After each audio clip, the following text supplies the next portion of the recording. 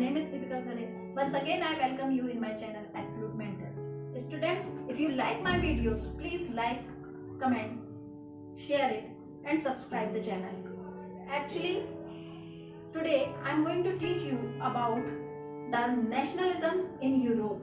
Okay, the topic of 10th class, first chapter, history, that is nationalism in Europe. Nationalism in Europe. What is the condition of nationalism in Europe?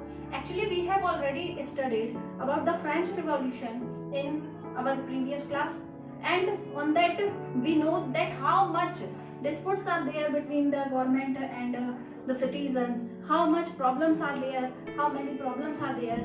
So what the condition is, the French artist Frederic Chori, okay, so the French artist Frederic Chori has made a painting. He had made a painting in which the Statue of Liberty has shown the female figure. As a female figure it has shown, and it has taken a lightning lamp in one hand on the top and the Charter of Right of Man on the other hand. Actually female figure से इसको indicate किया गया और एक हाथ में lightning lamp थी और एक हाथ में charters of right of man थे. एक्चुअली हुआ क्या कि फ्रेडरिक चोरी ने एक इमेजिनरी पेंटिंग बनाई थी कि किस तरीके का वर्ल्ड होना चाहिए, Europe as a nation state किस तरह से होना चाहिए. इस टाइम तक यूनाइटेड नेशन और स्विट्जरलैंड ऑलरेडी एक नेशन स्टेट बन चुके थे और इस टाइम तक लोगों की ये मेंटलिटी थी और फ्रेडरिक चोरी का एक खुद का एक ड्रीम था कि ऐसा नेशन स्टेट हो, ऐसा स्टेट हो, ऐसा कंट्री हो जहां पे मोनार्कियल सिस्टम के हाथ में पूरे पावर्स ना हो, वो सिटीजन्स के साथ में डिवाइडेड हो और ज्यादातर पावर जो है वो सिटीजन्स के हाथ में हो. ऐसे उनका मानना था और उसके बेस पे उन्होंने ये पेंटिंग बनाई थी. और इस पे यूनाइटेड नेशन, क्योंकि वो ऑलरेडी एक नेशन स्टेट था, स्विट्जरलैंड ऑलरेडी एक नेशन स्टेट बन चुका था, तो यूनाइटेड नेशन और स्विट्जरलैंड को फॉलो अप करते हुए उनके पीछे जर्मनी के पीछे Austria, Hungary, Ireland, Poland, England, इस तरीके की पूरी कंट्रीज उनके पीछे चल रही थी और सबके पास में अपने अपने देश का फ्लैग था. इसमें मैन और women both are participating, man, women, child, सारे लोग, मतलब पूरी जो पॉपुलेशन थी वो दिखाई गई थी कि सब अपने अपने देश का झंडा लिए हुए एक उसका नेतृत्व कर रहा है और उसके पीछे उसकी पूरी पॉपुलेशन जो है वो चल रही है.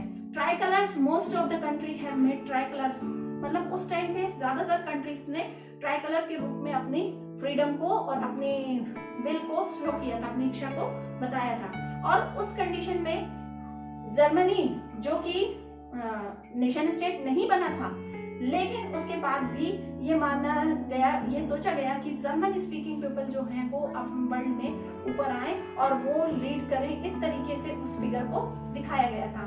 और ऊपर में इतना ही नहीं, ये तो धरती की बात हुई, मतलब ये नीचे की बात हुई, हमारी जमीन की बात हुई, यूरोप की बात हुई, और ये सारे लोग जो हैं वो फ्लैग लेके one by one, step by step आगे बढ़ते हुए दिखा रहे थे. मतलब वो पिक्चर इस तरीके थी कि लोग फ्लैग लेके आगे को बढ़ रहे हैं और उसमें स्टैच्यू ऑफ लिबर्टी के सामने से वो गुजर रहे हैं. और स्टैच्यू ऑफ लिबर्टी के सामने से गुजर रहे हैं तो पीछे से जो पूरी यूरोपियन पॉपुलेशन है वो वन बाय वन एक दूसरे को लीड करते हुए, मतलब फॉलो करते हुए जा रही है. और इसके बाद ये तो धरती वाली बात हुई. आसमान में क्राइस्ट को दिखाया गया, सेंट्स को दिखाया गया, एंजल्स को दिखाया गया, मतलब even the God also wish the same. Okay, कहने का मतलब यह है कि भगवान भी वही चाहता है जो यहाँ के लोग चाहते हैं. मतलब मोनार्कियल सिस्टम के हाथ में पूरी पावर ना होके वो लोगों के हाथ में डिवाइडेड हो, सिटीजन्स के पास भी पावर हो और वो अपनी इच्छाओं को जाहिर कर सकें और कास्ट और क्रीड को लेके कोई भी उनमें डिस्क्रिमिनेशन ना हो. और उस बेस पे एक पूरी रूलिंग, एक पूरा आइडल सोसाइटी, मतलब एक आदर्श समाज जो है और आदर्श देश का स्थापना हो सके, इस तरीके से उस फिगर को दिखाया गया था. इस इंट्रोडक्टरी लेक्चर के बाद जो नेक्स्ट स्टेप आता है वो यूरोप में नेशनलिज्म किस तरह से आया और किस तरह से आगे बढ़ा उसके बारे में है. और ये जो चैप्टर है ये बेसिकली पूरे यूरोप में किस तरह से चेंजेस आए, डेमोक्रेसी किस तरह से आई, उस पे बेस्ड है. और यहाँ पे यही बताया गया है कि उस फिगर ने एक्चुअली क्या होता था पुराने टाइम पे जब हमारे पास गूगल नहीं होता था, जब हमारे पास इंटरनेट नहीं होता था, जब हमारे पास टेलीफोन्स नहीं थे, जब हमारे पास टेलीविजन्स नहीं थे, या हम कहें कि इतनी सारी फैसिलिटीज इतनी इजीली अवेलेबल नहीं थी, है ना।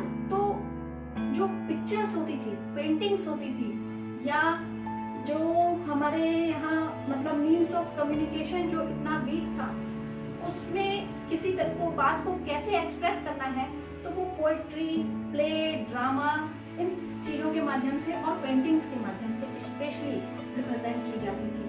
19th सेंचुरी जो है एक रिवॉल्यूशनरी सेंचुरी थी, जिसमें हर तरह से चेंजेस आए। फ्रीडम को लेके लोगों ने डेमोक्रेसी जैसी चीज़ों को पहचाना, उनको फ्रीडम के लिए अपने आप को ज़्यादा से ज़्यादा उत्साहित किया, नेशनलिज्म जैसी फीलिंग आई। और ये सारी चीज़ें कैसे डेवलप होती थी उस टाइम पे, पिक्चर्स के माध्यम से, है ना, और प्ले के माध्यम से, और कहना चाहिए थिएटर्स, और इस तरीके के शो करके, सॉन्ग्स या पोएट्री लिख के। इस तरह से हम ये कह सकते हैं कि पुराने समय में जो चेंजेस होते थे या जो फीलिंग्स होती थी वो पेंटिंग्स के माध्यम से बताई जाती थी, थिएटर्स के माध्यम से, ड्रामा, प्ले के माध्यम से बताई जाती थी। और इस तरीके से ये एक बहुत बड़ा चेंज था जो यूरोप में आया। नेशन स्टेट बनाने की बात हुई और नेशनलिज्म की फीलिंग लोगों में ज़्यादा उभर कर सामने आई। That's all for today. If you like my video, please like, subscribe and share it. You can ask me if you have any doubt. You can ask me in comment section. Thank you. Have a nice day.